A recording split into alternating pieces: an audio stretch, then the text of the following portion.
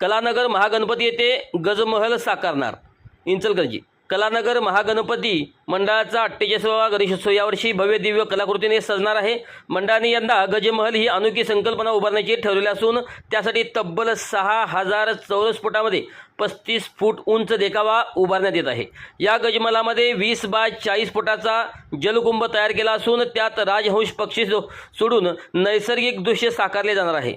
जमिनीपासून 8 फूट उंचीवर साकारलेल्या या कलाकृतीत 1000 हत्तीची मांडणी केली जाणार असून त्यामध्ये 1 फुटापासून 2.5 फुटापर्यंत उंचीचे हत्ती असतील.